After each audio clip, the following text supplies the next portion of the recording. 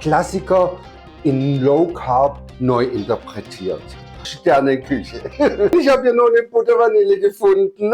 Biskuitalarm. Oh, das ist unser Biskuit und das ist etwas heiß. Panade.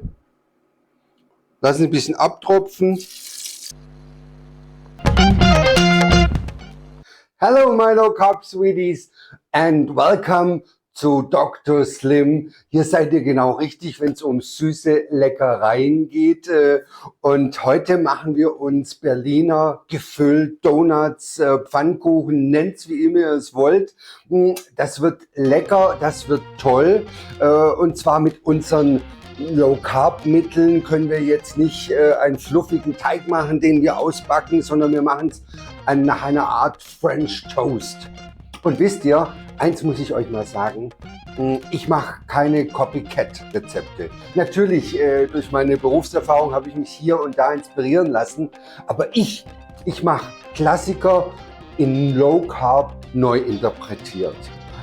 Einfach dekonstruiert, neu kreiert, ihr wisst schon, in Richtung Sterneküche.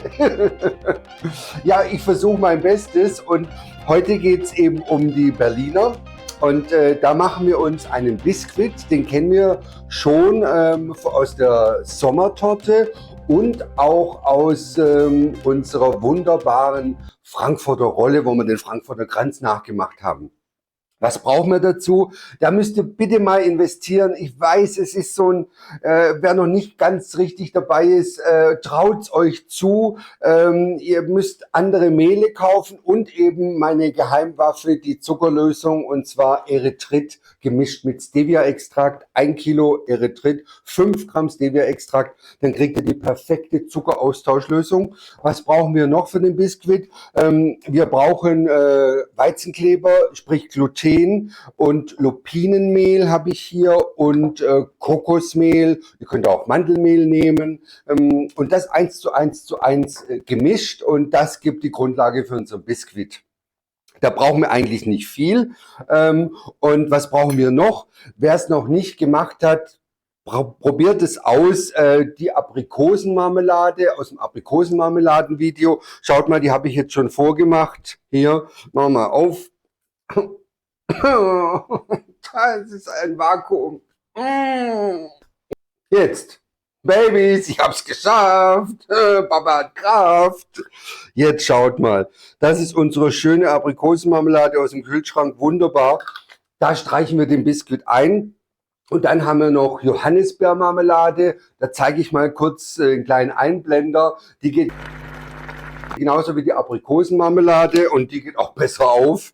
Schaut mal hier, wunderbare Aprikosenmarmelade. Die machen wir uns auch rein dann nachher in die Berliner. Und macht euch Aprikosen und macht euch Johannisbeermarmeladen auf Vorrat. Die könnt ihr immer mal naschen oder in Torten verwenden. Da wir in der Frankfurter Rolle den Biskuit ja schon gemacht haben, zeige ich nur kurz die Zutaten und dann passiert ein kleines Wunder. Also wir nehmen Eier, wir brauchen Zitronen, Orangenschale, dann nehmen wir etwas Vanille, Backpulver. Wir haben hier ungefähr 90 Gramm Erythrit und 50 Gramm von unserer tollen, sensationellen neuen Mehlmischung. Ich habe noch ein paar Cookie Drops und natürlich Salz für das Eiweiß. Und dann sage ich, let's do the time warp. It's just a jump to the left.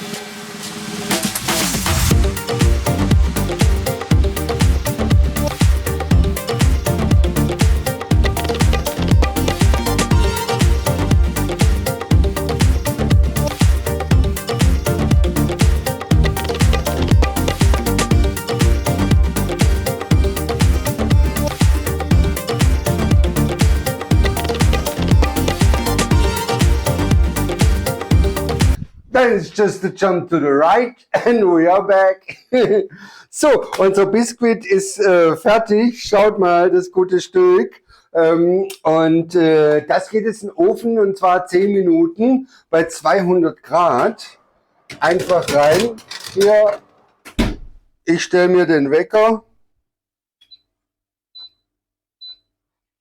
dass da nichts anbrennt, okay? Unsere Marmeladen haben wir schon, die haben wir schon ein bisschen verrührt, damit es nachher besser verstrichen geht. Was machen wir eigentlich?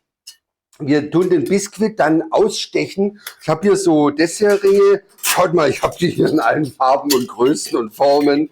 Ihr könnt ganz kleine machen, ihr könnt mittelgroße machen, ganz große, eckige, was ihr eben gerade da habt. Ihr könnt auch so ein Schüsselchen nehmen und das so ausstechen. Ich mache es mal hier mit diesen Serviettenringen. Na gut, die haben so ungefähr 5, 6 Zentimeter im Durchmesser.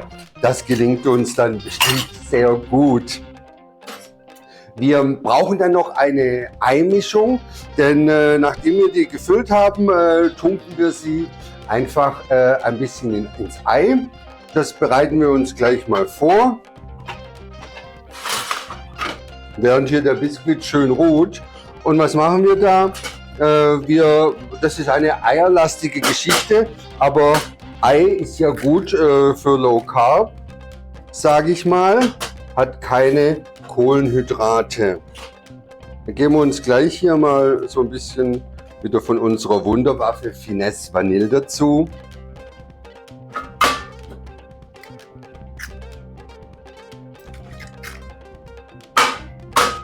Und machen uns hier auch wieder so eine Art Royal. Das heißt, wir machen hier etwas Sahne noch dazu. Unsere Rama Creme Fine 19%. Die ist schlank und trotzdem unglaublich cremig.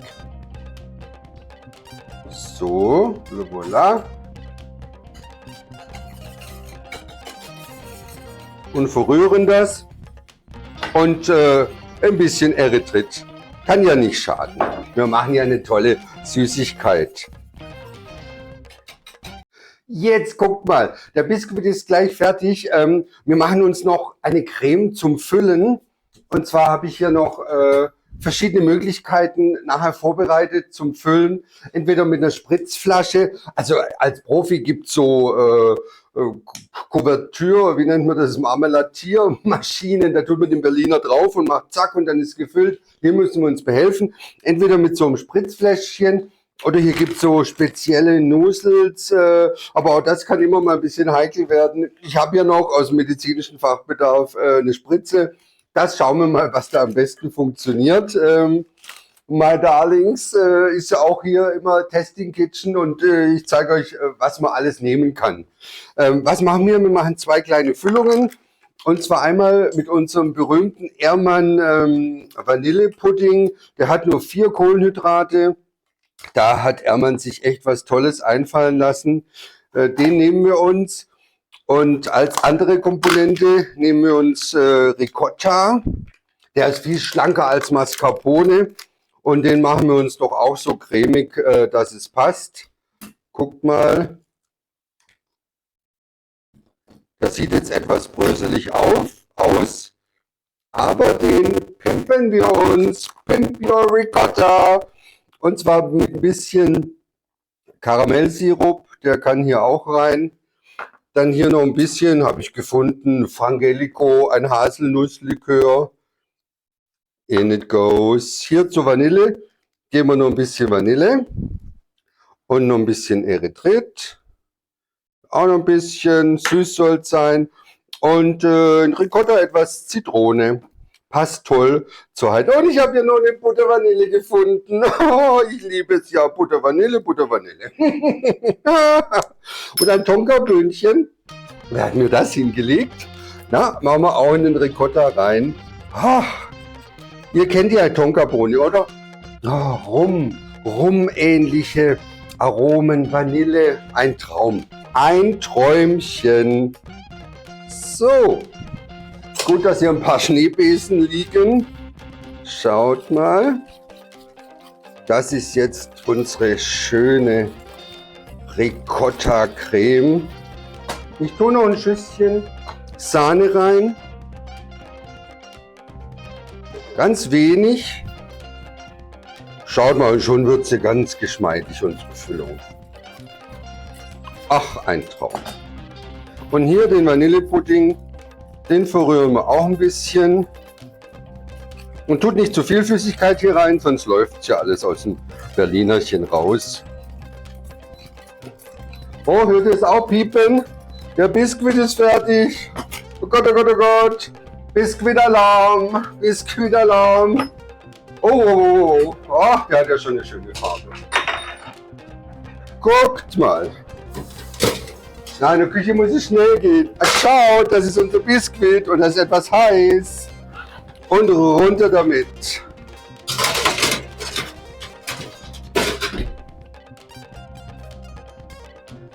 Guckt mal. Da ist er. Und den, das sind ja die tollen Dauerbackfolien, den drehen wir jetzt um und ziehen die Backfolie einfach ab. Ist es nicht einfach? Schaut mal, das ist unser schöner Biskuit. Und den lassen wir kurz etwas abkühlen. Aber in der Zwischenzeit können wir eigentlich gleich, warum nicht, unsere Apikultur aufbringen. Schaut mal hier von unserer Aprikosenmarmelade. Oh, ho, ho, wie Picasso. Er malt sein Gemälde. Das ist doch das Schöne am Backen, oder? Hier kann man es fließen lassen. Hier ist man im Flow. Also ich zumindest. Aber mit meinen Rezepten, dann seid ihr auch im Flow. Schaut mal. Ist immer wieder ein Gemälde, ist immer wieder toll. Oh, wenn ich nur den ganzen Tag backen könnte. Oh. Aber so viel kann ja keiner essen. So. Le voilà. Dann stechen wir uns doch gleich mal unsere 16, wenn es hinkommt. 1, 2, 3, 4, 1, 2, 3, 4. Naja, gerade so.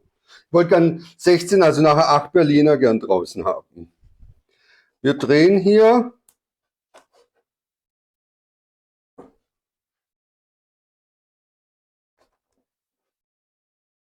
Schaut mal.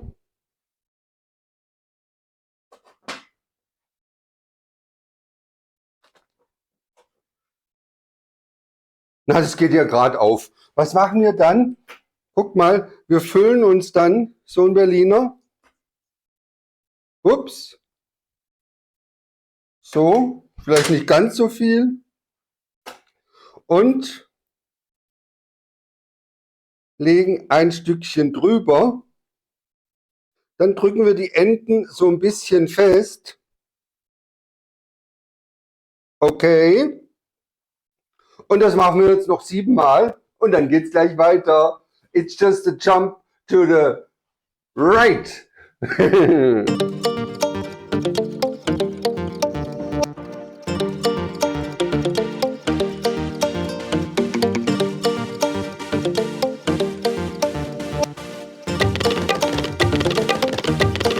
And a jump to the right. Jetzt schaut mal, wunderbar sind sie uns geworden, unsere kleinen Hamburger Berliner. Und wir haben hier noch einiges übrig. Da machen wir uns so eine Art Scheiterhaufen. Guckt mal. Und zwar packen wir da Biskuit rein. Das werden so individuelle kleine Cakes. Bisschen von der Creme.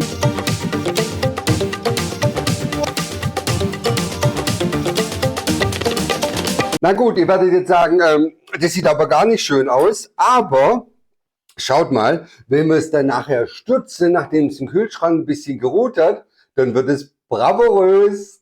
Okay.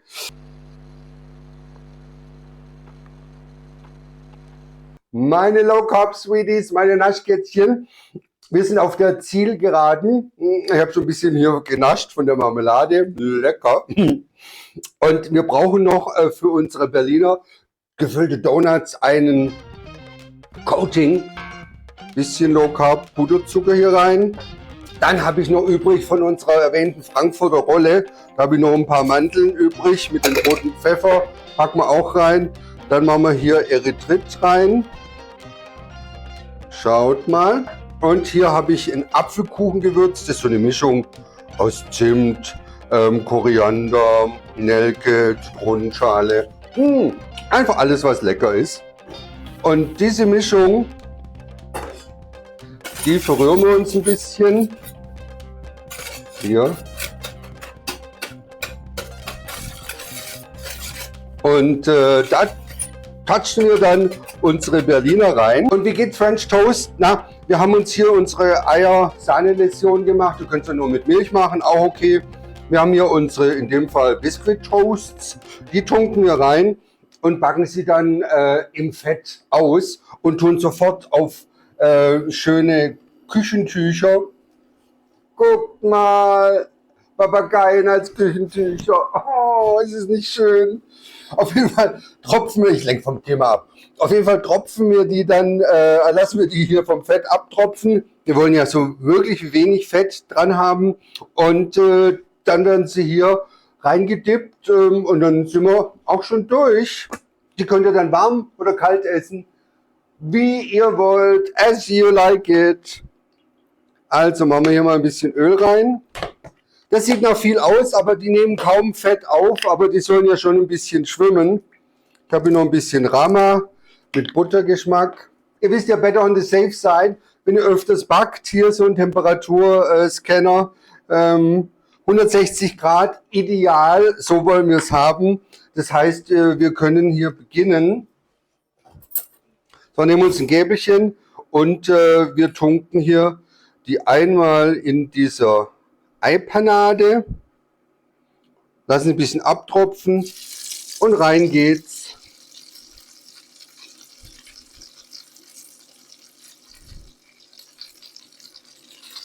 Schaut mal.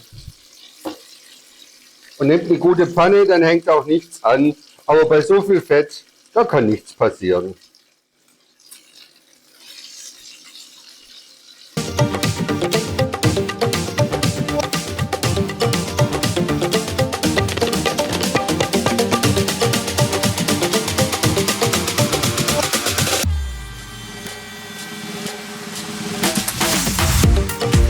So, seht ihr, wie viel Fett da übrig geblieben ist? Also, die nehmen gar nicht viel auf. Die lassen wir uns jetzt ein bisschen ganz leicht abkühlen. Obwohl, wir können sie eigentlich schon reintunken.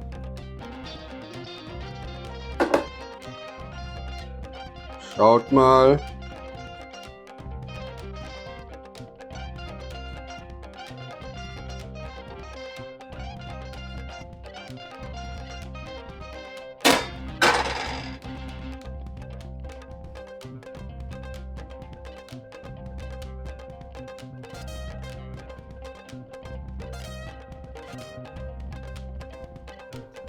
Und ehrlich gesagt, ihr könnt die auch so lassen.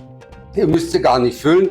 Ihr könnt den Dip auch nebendran stellen. Denn ist schon eine heikle Sache, die zu füllen. Da müssen sie schon ein bisschen abkühlen. Aber wer es fancy mag, der füllt sie dann noch. Okay? It's just a jump to the right. Time warp on.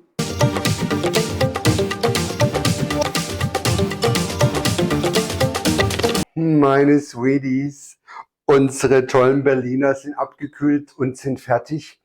Und die werden wir jetzt noch füllen. Wie gesagt, ihr könnt die Füllung auch weglassen und macht einfach so einen Dip dazu. Aber ich finde, why not overdo it a little bit?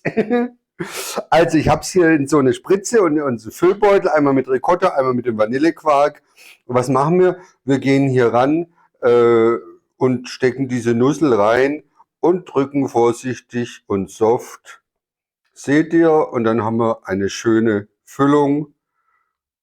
Schön tief rein. Guckt.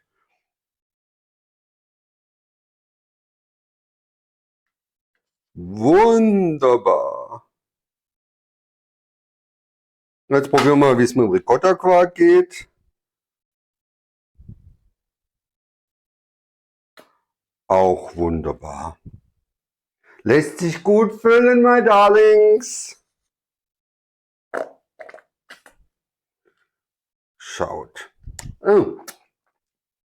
Ich muss schon mal naschen. Die packe ich jetzt schon mal hinten ins Fotostudio und bin dann gleich fürs Tasting wieder da. Ich freue mich, das ist das Beste. Jetzt schaut euch das an, meine Naschkatzen. Oh, Daddy hat schon wieder einen kleinen Hunger und er hat sich's auch verdient. Guckt mal, unsere Küchlein sind nicht wundervoll geworden.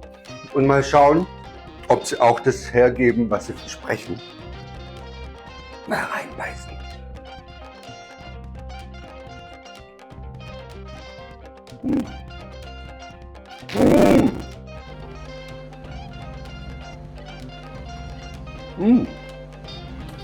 Babys, schön, dass ich eine Serviette habe. Und schön, dass ihr da seid. Und schön, dass ich das gemacht habe. Und wenn ihr Part of the Community werden wollt, dann jeden Sonntag gibt es neue Rezepte. Kein Copycat, langjährig erprobt. Und der Berliner mit der Füllung. Babys, that's it. Ich nehme da noch ein Stückchen.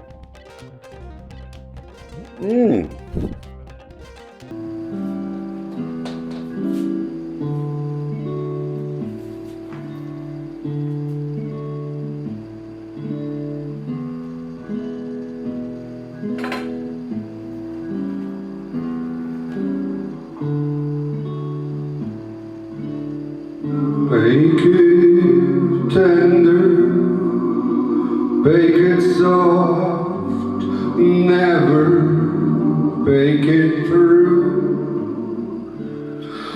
so you make your life complete, and you love the dough. Bake it tender, bake it through, then your dreams fulfill. For my viewers, I love you, and I always will. Bake it tender, bake it through. Tell me, did it work? I will help you all the years till the end of time. Bake it tender, bake it true, then your dreams fulfill. For my viewers, I love you, and I always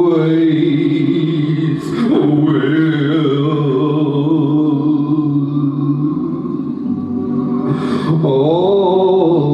Always will. Bake it tender, but bake it through.